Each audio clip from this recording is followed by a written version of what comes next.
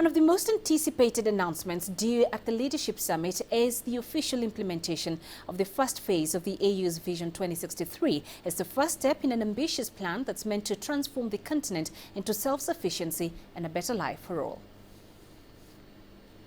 As we head there, the first phase of Vision 2063 is to be launched this year, but one of the main challenges to that is implementation.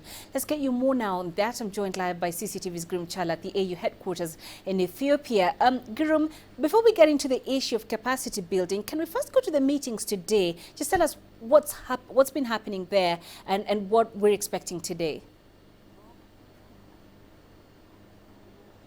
The second day of the Executive Council's meeting had plenty on the tables of the foreign ministers who are the members of that council to talk about. As you've mentioned earlier, the issue of the International Criminal Court was on the table. The issue of development as in the form of the Agenda 2063, the 50 years plan, but the 10 years plan implementation blueprint was discussed among other issues.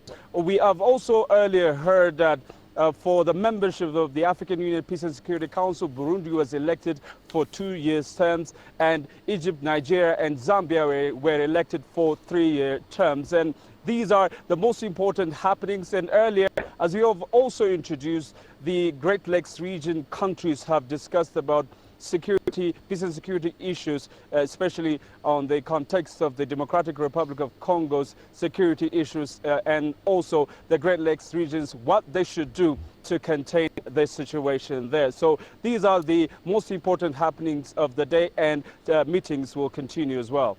So, Gurum, implementing the first phase of Vision 2063 is hugely significant, but also very challenging. What more can you tell us about that? The African Union, when it adopted a year ago the Agenda 2063, the 50 years plan of the continent, it is the first of its kind. One, it's also very, very important for the transformation of the continent. However, there remained to be a challenge. The challenge is Africa was not prepared for such huge, ambitious plan. So there needs to be made some kind of capacity building, some kind of transformation, especially on the area of attitude of the population, the African citizens, to achieve the anticipated, the expected growth.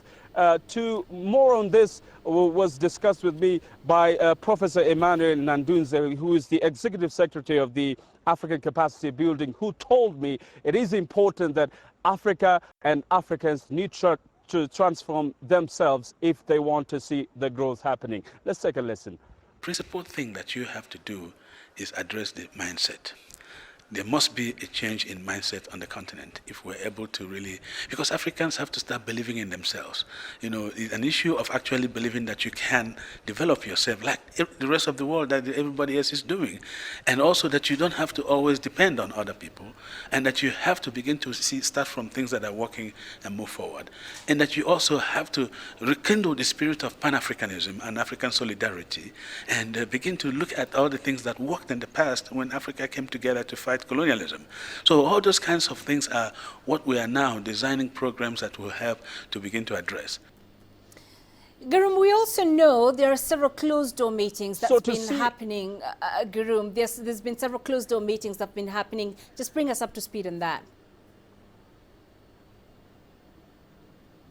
Well, as we have earlier discussed, the Great Lakes region countries are still holding the meetings as we speak, talking mostly about peace and security issues. The African Union Peace and Security Council is also making some preparatory meetings for the Heads of State Summit at the level of the Heads of State for peace and security meetings. You know, these meetings are going to be dominated by issues of Burundi and South Sudan, Somalia, also the issue of terrorism in the African continent, although the theme is human rights, a special focus for women. So we are expecting all the closed-door meetings will be feeding the most important agendas for the Heads of State Summit when the leaders come together over the weekend. All right, Gurum Chala there in Addis Ababa, many thanks.